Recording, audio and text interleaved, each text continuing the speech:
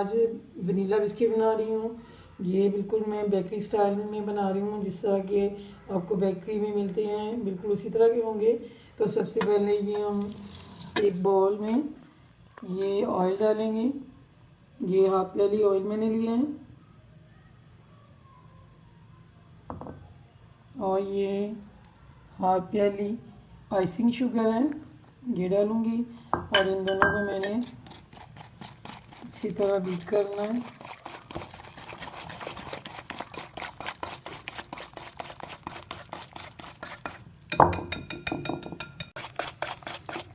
ये icing sugar और जो ऑयल था उसको मैंने 2 से 3 मिनट तक बीट किया है और ये अच्छी तरह दोनों चीज़ें मिक्स हो चुकी हैं। आइसिंग शुगर जो है वो होममेड है, इसका लिंक आपको डिस्क्रिप्शन से मिल जाएगा। और अब हम इसमें ये अंडा मैंने एक लिया है, ये इसमें डाल देंगे।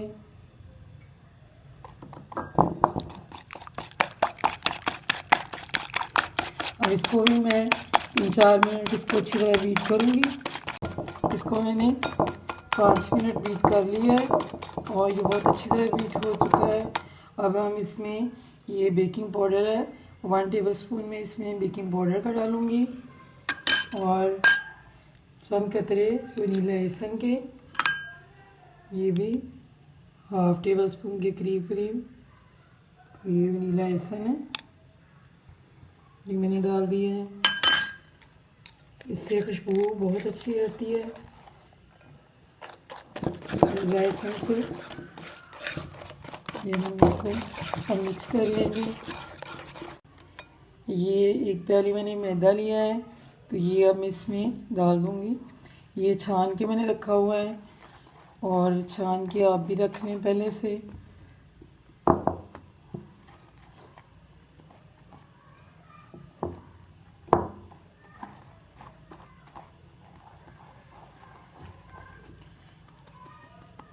ये अब मैं हाथों से करूँगी, इसको बिल्कुल आटे की तरह हमने गूंदना है।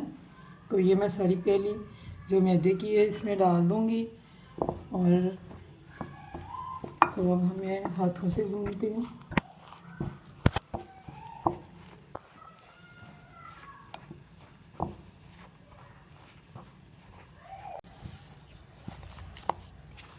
ये इसको 1 से 2 मिनट इस तरीके से आहिस्ता आहिस्ता गूंदना है। ये ना ज़्यादा सख्त हो और ना ज़्यादा नरम, ये देखें इस तरह का होना चाहिए। ये बिल्कुल इस तरह से, ज़्यादा सख्त भी ना हो वरना वो अच्छे नहीं बनेंगे और ज़्यादा नरम भी नहीं होना चाहिए कि बिस्किट बनाने मुश्किल हो जाए।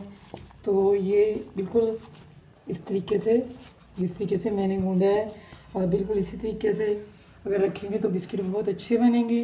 अब हम इनको शेप देते हैं। ये मैंने इसको इस तरीके से घुमा के गोल बना लिया है, पीस छोटा सा लेके।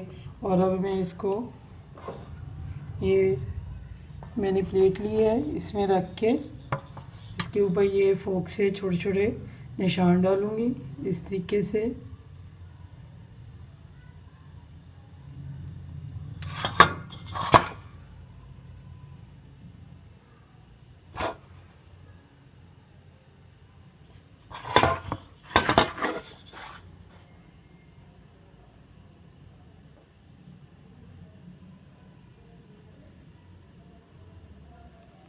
इसी तरह के मैं सारे बना लूँगी। ये देखिए मैंने सारे बिस्किट बना लिए हैं और प्लेट को मैंने ग्रीस बिल्कुल नहीं किया है, उसी तरह बना के मैंने रख दिए हैं ऊपर। और ये अगर हम ग्रीस कर लेंगे तो ये नीचे से ऑयल की वजह से ज़्यादा ब्राउन होंगे और वो क्रिस्पी बिल्कुल नहीं बनेंगे, तो ऑयल बिल्कुल नहीं लगाना। अच्छा, ये गरम मैंने पतीला जो है वो कर लिया है और ये मैंने छोटी सी पतीली इसके अंदर रख दी है। तो ये अब मैं बेकिंग जो करने के लिए प्लेट रखी थी तो ये इसमें मैं रख दूँगी। और ये जो बिस्किट हैं साथ बिल्कुल नहीं एक दूसरे के टच होने चाहिए, अलग अलग से होने चाहिए। और जो ये डिश है ये भी इसके साथ टच ना हो और अब मैं इसके ऊपर ढक्कन दे दूंगी और तकरीबन मैं इसको 15 से 20 मिनट तक बेक करूंगी। ये जो मैंने आंच रखी है, पहले मैंने दरमियानी आंच रखी है और अब मैंने बहुत स्लो आंच कर दी है।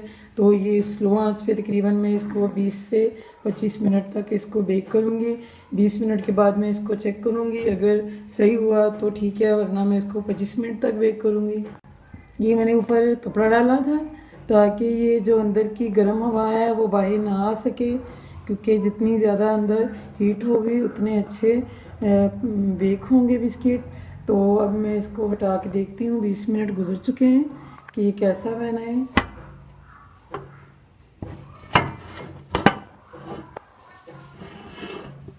ये भी कच्चे हैं, तो अभी मैं 5 मिनट और इसको बनाऊंगी, क्योंकि उसका कलर जो है बिल्कुल चेंज नहीं हुआ।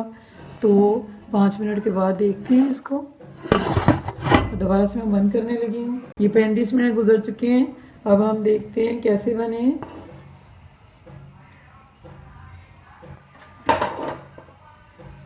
ये एक उठा के हम देखते हैं। देखिए ये नीचे से लाइट ब्राउन हो चुके हैं और ये तकरीबन पक चुके हैं। तो अब हम इसको जो आंच इसकी बंद कर देंगे और ढक्कन दे देंगे। इसी तरह इसको ठंडा करेंगे, इसके अंदर ही इसी तरह पड़े रहेंगे। तो जब ये ठंडे हो जाएंगे, जो हमारा पतीला है ठंडा हो जाएगा, तो फिर हम इसको निकाल लेंगे। ये देखिए बिस्किट जो है बन चुके हैं और ये मैंने 30 मिनट पतीले के अंदर ही ठंडे किए हैं और ये बहुत प्यारा इसका कलर आया है बिस्किट का। और अब हम इसको निकाल लेते हैं। वनीला बिस्किट बन चुके हैं और ये बहुत ही मज़े के बने हैं। ये मैं आपको तोड़ के दिखाती हूँ एक। ये देखिए बिल्कुल जैसे बिस्किट होते हैं बाज़ार के, उस तरह के बने हैं। अगर आपको ये मेरी रेसिपी अच्छी लगे तो मेरे चैनल को सब्सक्राइब करें, वीडियो को लाइक एंड शेयर करें।